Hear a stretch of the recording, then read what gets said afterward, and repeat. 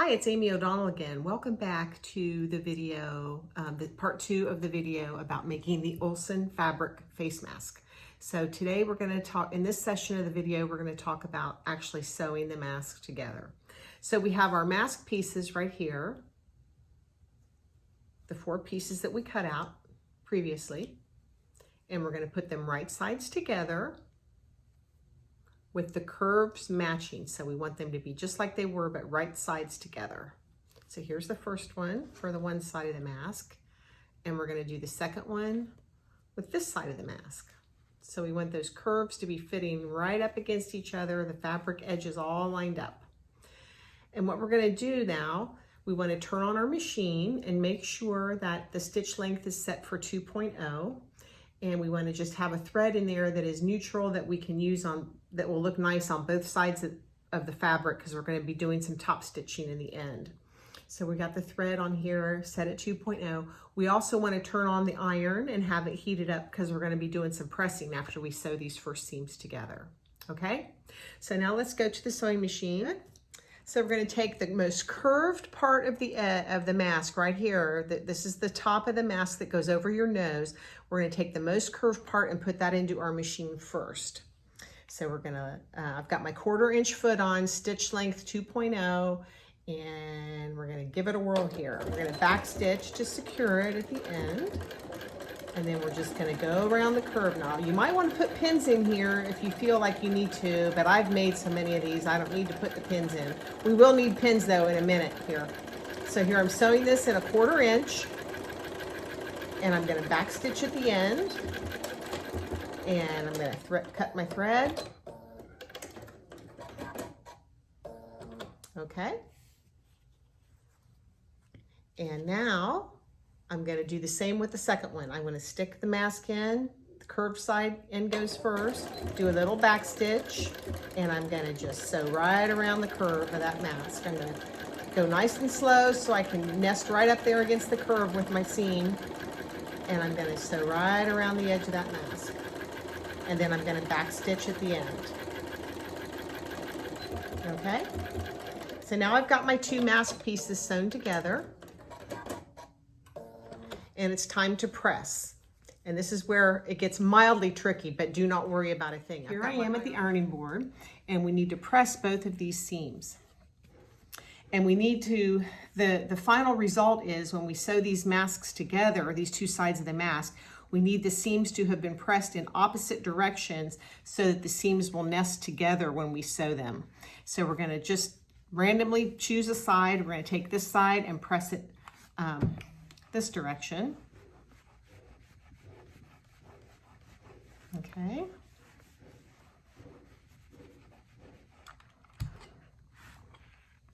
So that's pressed one direction. So now we're gonna take this other side of the mask and we're gonna hold up the curved end to curved end, and we wanna make sure that that seam is gonna be pressed so it goes the opposite direction. So we're gonna put them right sides together, pretend like they're already together, and we're gonna see, okay, this seam needs to go in this direction. So I'm gonna keep my finger there so I can remember, and we're gonna press it going in the opposite direction of that other seam. And the purpose of that, once again, is so that when we sew the 2 pieces together, those center seams will nest nicely and not give us a lot of bulk. And it makes little touches like that make your projects come out more professional looking. Okay, so now we're going to head back to the sewing machine. So I'm going to match up. The first thing I'm going to do is match up these center seams. Let me clip these threads off here. There we go. Going to match up these center seams, and I'm going to put a pin right here, and I'm going to put a pin on the bottoms of the seam, the bottom of the mask, just to kind of, those are my 2 kind of points of origination. Then I'm just going to work my way out, and I'm going to make sure these ends are lined up nicely. Put a couple pins in, and along these edges, we just want to make sure. These are kind of bias edges here from when we cut, and you know, bias edges sometimes have some give to them. So we want to make sure if there's any extra ease in there, we want to make sure we fit that fabric in there so there aren't any puckers or anything. So we're going to just sew this nicely. We're going to pin it nicely first and then sew.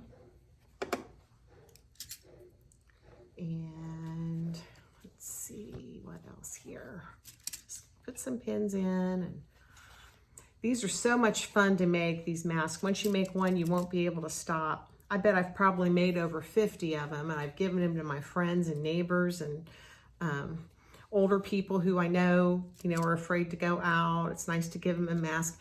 And if you have theme fabric in your stash, I have a lot of cat fabric because I'm a cat lover. If you have theme fabric in your stash, it's fun to make cat print masks and give them to friends as just little unexpected gifts. It's just fun to share your love of sewing with other people by giving them gifts.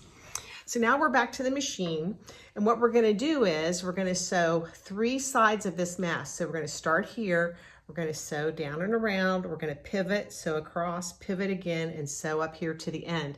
And we're gonna leave one end open so that we can turn the mask right side out when we're finished. So let's go ahead and stick this first end under the machine. We're gonna back stitch, and we're just gonna sew all the way around the mask. So here we go, 1/4 inch seam, 2.0 stitch length, and we're gonna go all the way around. And these center seams are nesting nicely. I'll show you when I'm done here how they turned out. And we're gonna just go all the way around the edge of the mask like this. When we get about a 1/4 inch in from the end, I'm gonna stop, and I'm gonna pivot, and I'm gonna sew down here again. And we get about a 1/4 inch, we're going to do the same thing. We're going to stop, and we're going to pivot and make that turn and bring it on home.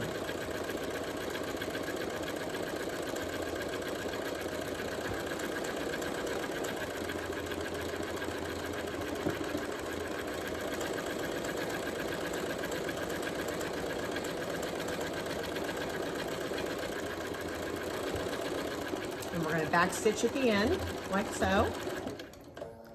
Cut our thread. And we're going to take out these pins all the way around. I always put my pins, make sure that I'm in a 1/4 inch so I don't sew over them, because that's the kiss of death for a sewing machine, to hit a pin. I wouldn't say it's the kiss of death, it's just, it can damage your machine. The other thing I'm going to do here is I'm going to clip these corners. You can see there's a little corner piece here, and that's going to also make my points much nicer when I go to turn this right side out. Okay, so you can see here that these seams nested really well. One goes one direction, the other one goes the other direction, and now it's nice and flat there.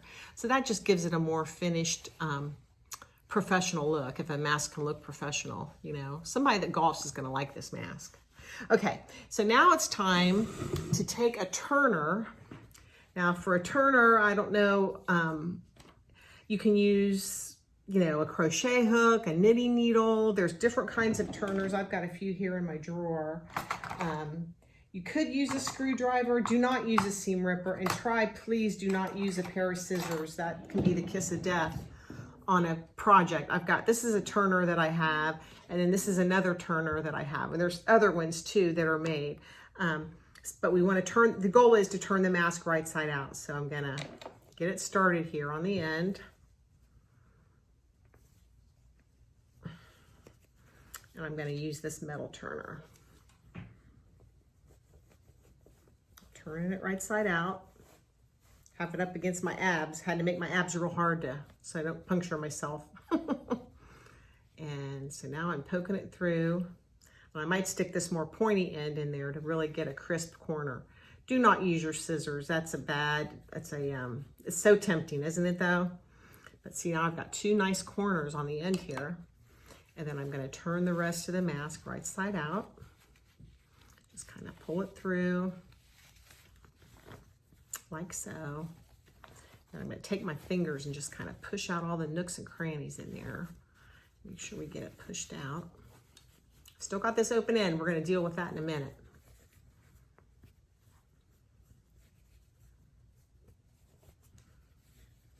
Okay.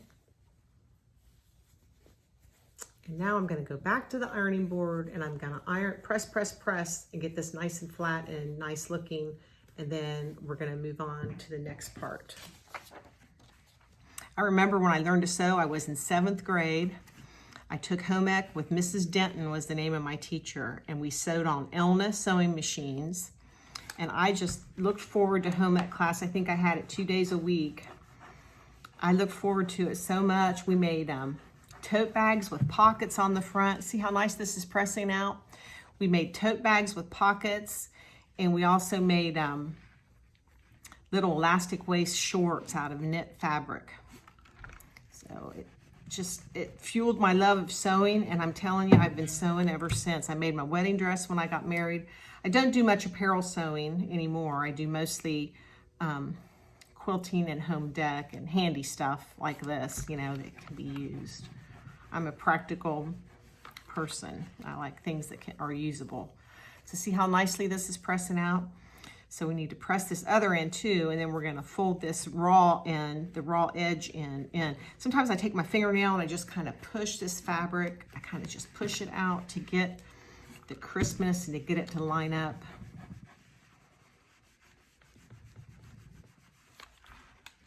Let's press this side. Get this to line up just right. And sometimes a little bit of the light fabric will peek through, but you know, nobody really notices that kind of thing. But I do like to avoid that if I can. And we can catch some of that when we top stitch. But so here's what our mask is looking like. Gotta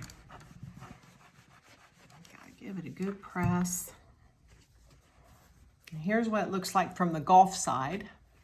Got the golf bag here and the golf bag over here. So this is semi-directional fabric. It's not all one direction, but, and then this is what the other side looks like. So now we're going to take this raw edge end right here that we turned the mask through. I'm going to take the raw edge end and we're going to turn it in like this. Just a little bit, about 1/3 of an inch or so, whatever you can manage. And we're going to press that down too. Just iron that to the inside.